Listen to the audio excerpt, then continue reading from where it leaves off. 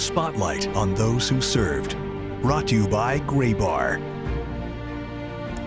Every veteran story is important and unique, but sadly, some soldiers don't come home and share their story. More than 4,400 U.S. military members died during Operation Iraqi Freedom. Tonight, Paige Halsey introduces us to a fallen soldier's mom who's making sure her son's story is told. Evan was my middle boy. Anita Dixon is a proud mother of 3 boys, but this chair in her dining room is reserved for the one in the middle, Evan Parker.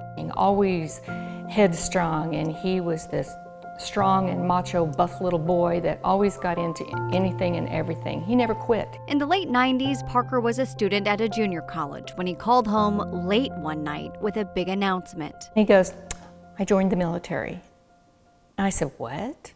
He says, "Yep, joined the Army." He says, I'll leave in the spring. In May 1999, Parker came to Fort Leonard Wood for basic training. He got out of the car and he threw that green backpack over his shoulder, and it hit me that there left a boy walking in to be a man. Sergeant Parker became a fire support specialist and was stationed in Hawaii. It's very quiet, and he was over there doing his thing, and then 9/11 hit. But it wasn't until 2004, when Sergeant Parker was in the reserves, that his unit got the papers his mom had feared. He says, "I'm being reactivated, I'm being deployed, I'm going to Iraq." In January of '05, his boots were on the ground. He said, "This is who I am. This is what I signed up for. I'm willing and ready to go." And he was. By the time Parker came home for a quick visit that summer, Dixon said her son was different.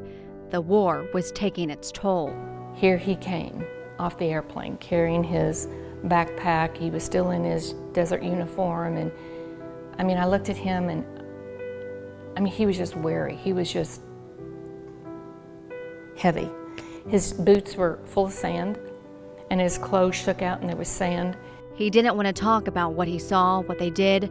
But then there was one week in October of '05, back in Iraq, that he did want to talk to everyone back home, calling his brothers, his grandma, his mom, every day. And I said, "Evan," I said, "oh my goodness, honey, you have called every single day this week." I said, "Is everything okay?"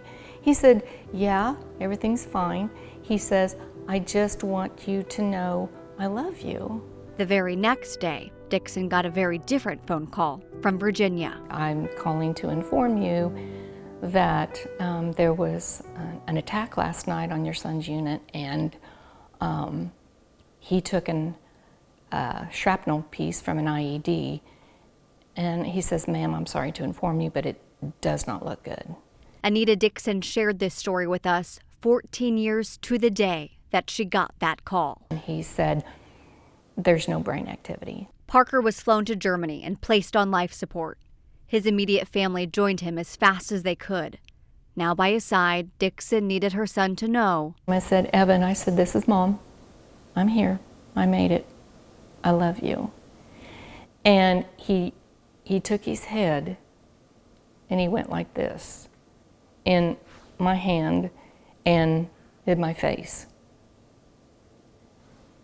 I told him, "You will always be remembered, you will never be forgotten, and your name will constantly be spoken."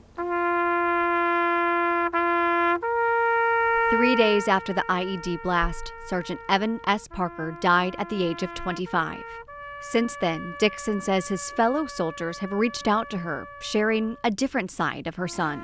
They talked of his calmness, they talked of his joy, they talked of how he wore his heart on the outside of his chest. Now, surrounded by his pictures, This picture I just received. medals, This here is his first Purple Heart. and mementos, And this boot still has Iraq sand on it. Dixon says she is fulfilling her promise to keep telling his story. His legacy is, I'd do it all over again. I'm a soldier. In Pevely, Paige Halsey, News 4.